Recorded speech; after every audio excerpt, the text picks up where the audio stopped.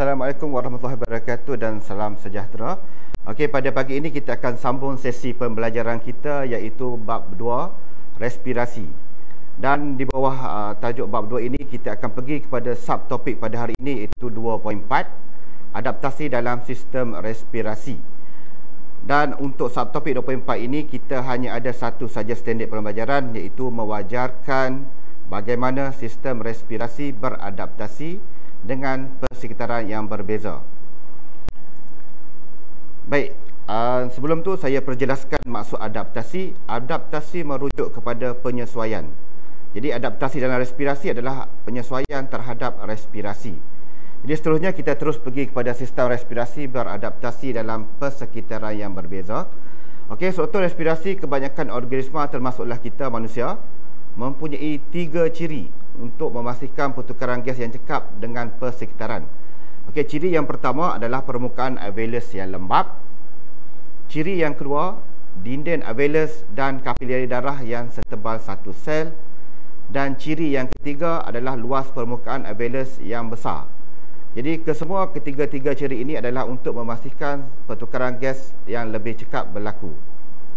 Okey, seterusnya kita pergi kepada organisma yang berlainan mempunyai sistem respirasi yang berbeza dan beradaptasi untuk memaksimumkan kadar pertukaran gas dalam alam persekitaran yang berbeza. Jadi hari ini kita akan belajar 3 perkara. Yang pertama adalah respirasi melalui kulit lembap. Yang kedua, respirasi melalui insang. Dan yang ketiga adalah transpirasi melalui trakea. Jadi ketiga-tiga ini adalah sistem respirasi yang berbeza mengikut adaptasi dan mengikut persekitaran yang sesuai. Okey, pada hari ini kita akan fokus kepada sistem respirasi yang berasaskan kulit luar yang lembap. Jadi amfibia seperti katak hidup di darat dan di air, ataupun contoh lain adalah kodak, mempunyai struktur respirasi yang beradaptasi untuk meningkatkan kecekapan pertukaran gas semasa berada di darat. Jadi selain daripada paru-paru, katak juga menggunakan kulit luar yang lembap untuk pertukaran gas. Jadi apakah kelebihan kulit luar lembap bagi katak ini? Jadi kelebihan kulit luar lembap bagi katak adalah yang pertama adalah mempunyai kulit yang nipis dan sangat telap kepada gas. Jadi kenapa dia sangat telap kepada gas? Disebabkan kulit katak sentiasa lembap dan berair. Kemudian kelebihan kulit katak yang kedua, sentiasa lembap kerana diselabuti mukus.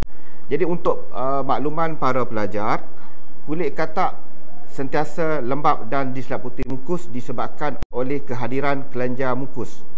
Dan perkara ini memudahkan berlakunya proses resapan gas yang melarut resap daripada katak.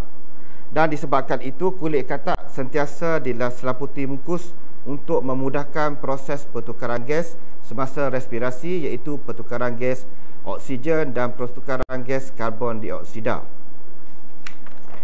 Okey, kelebihan yang seterusnya ataupun yang terakhir bagi kulit luar katak adalah jaringan kapilari darah yang padat di bawah lapisan kulit.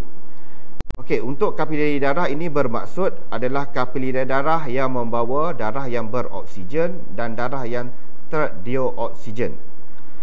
Jadi disebabkan banyak kapilari darah yang berada, dia akan meningkatkan proses resapan gas di antara kulit dan kapilari darah. Okey, disebabkan itu respirasi katak menggunakan kulit luar yang lembap.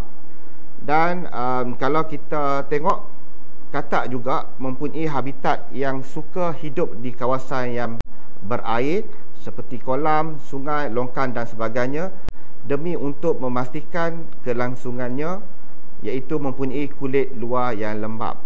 Okey, jadi setakat itu saja pembelajaran kita pada hari ini.